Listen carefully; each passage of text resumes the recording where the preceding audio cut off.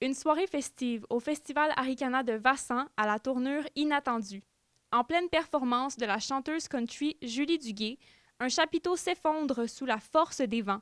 5 personnes ont été légèrement blessées et ont été prises en charge rapidement par les services d'urgence. Pendant la journée, on regardait beaucoup les radars météo. Toute la météo nous indiquait par rapport aux radars que ça passait plus vers Amos, La Sarre, ces places-là. On les a suivis toute la journée. Puis on n'avait pas eu les alertes sur nos téléphones ici à Vassan, donc ça a été plus difficile pour nous de prévoir cet orage-là.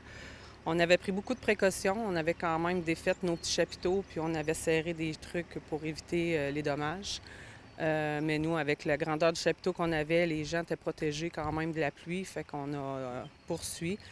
Selon Environnement Canada, une veille d'orage violent et de tornades était en vigueur samedi soir. Le vent serait en cause, mais une enquête est en cours. On a eu vraiment beaucoup d'aide des services médicaux, des gens ici sur le site. On a toujours des équipes d'intervenants puis de secouristes, mais on a eu besoin d'aide à ce moment-là.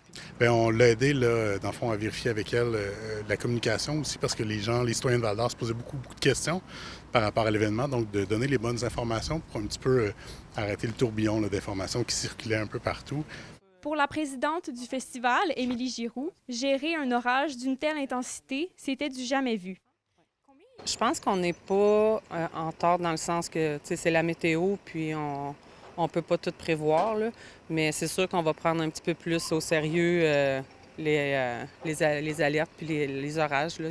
Plus ça va, plus la météo est quelque chose en Abitibi, fait qu'on n'a jamais géré des orages de cette ampleur-là. Le festival continuera à évaluer la façon dont s'est déroulés les événements et compte se préparer cet automne pour l'édition de l'an prochain. Élise Tessier, RNC Nouvelles, Vassan.